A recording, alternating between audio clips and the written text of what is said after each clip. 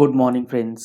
GST platform के YouTube channel में आप सभी का स्वागत है। जी हाँ फ्रेंड्स, 17, 18 और 18, 19 का इनपुट टैक्स क्रेडिट और उसका जो मिसमैच है 3B और 2A का, उसको लेकर के जो क्लैरिफिकेशन अपडेट करी गई है, ये अब आप लोगों के लिए एक बहुत बड़ा रिलैक्सेशन जो है वो ले करके आएगी। जुड़े रहिएगा इस वीडियो के एंड तक, ताकि आपको भी ये सर्कुलर जो इशू किया गया है इसके इम्पॉर्टेंट पॉइंट्स अच्छे से समझ में आ जाएं। यहाँ आप देख पा रहे हैं clarification to deal with the differences in input tax credit as compared between GSTR 3B and GSTR 2A for financial year 17-18 and 18-19। इस सर्कुलर में कुछ सिचुएशंस दिए गए हैं कि जहां आपका 3B और 2A का मिसमैच है, उसको किस तरीके से वेरीफाई किया जाएगा। सबसे पहले ये समझ लीजिए कि ये सर्कुलर एप्लीकेबल कब है और किस सिचुएशन में इस सर्कुलर का बेनिफिट आपको मिलेगा ही नहीं। तो यहां पर जो इनका सर्कुलर आया है उसमें ये चीजें क्लैरिफाई कर दी गई हैं कि कहां कहां ये चीजें लागू होंगी। These instructions will apply only to the ongoing proceedings in scrutiny, audit, investigation, etc. for financial year 17-18 and 18-19।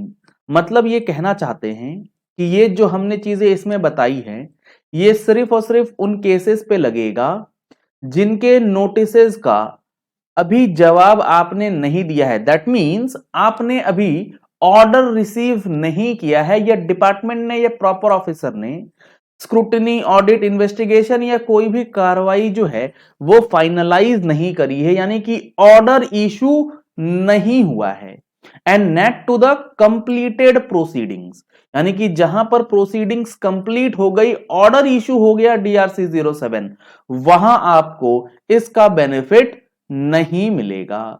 These instructions will however apply to those cases of 17-18 and 18-19 where any appeal or adjudication proceedings are still pending। यानी कि adjudication pending है, order issue नहीं हुआ, और अगर order issue हो भी गया है तो आप उस ऑर्डर के अगेंस्ट अपील में आपने अपना आवेदन दे रखा है। अब यहां एक चीज समझिएगा, आपके अगेंस्ट ऑर्डर आ गया और आप उस ऑर्डर को लेकर के बैठे रह गए, ना आपने पेमेंट करा ना आपने अपील फाइल करी है, तो आपके लिए ये सर्कुलर, ये रिलैक्सेशन किसी भी काम का नहीं है। या तो अभी ऑर्डर ना आया हो तब काम का है, या ऑर्डर आने के बाद आपने इसको डिस्प्यूट करा हुआ है तो आपके लिए ये काम का रहेगा। इस पर्टिकुलर सर्कुलर के साथ साथ काफी सारी चीजें रूल्स के अंदर चेंज करी गई हैं। तो इस बार की जो, यानी कि जनवरी महीने की जो हमारी टैक्स मैगजीन होने वाली है, वो आप लोगों के लिए काफी ज्यादा इंपॉर्टेंट हो जाएगी। अगर आप लोगों ने अभी तक टैक्स मैगजीन का सब्सक्रिप्शन नहीं कराया है तो जल्द से जल्द सब्सक्रिप्शन करा लीजिएगा, क्योंकि अभी चल रहा है 10% का डिस्काउंट, जिसमें आपको नॉर्मल प्राइसेस से कम सब्सक्रिप्शन चार्जेस में सेम बेनिफिट्स जो हैं वो प्रोवाइड किए जा रहे हैं। तो दिए गए नंबर्स पे कॉल करके, व्हाट्सएप करके आप मैगजीन का सब्सक्रिप्शन ले सकते हैं। अब ये सर्कुलर कहता क्या है? ये सर्कुलर वही कहता है जो आप सोच रहे हैं कि हमारे 2A और 3B में डेटा जो है वो मिसमैच है, उसको किस तरीके से वेरीफाई किया जाएगा। तो प्रॉपर ऑफिसर को सबसे पहले क्या करना है? उनको सबसे पहले करना है कि रजिस्टर्ड पर्सन से ये चीजें मांगनी है, all the invoices on which ITC has been availed.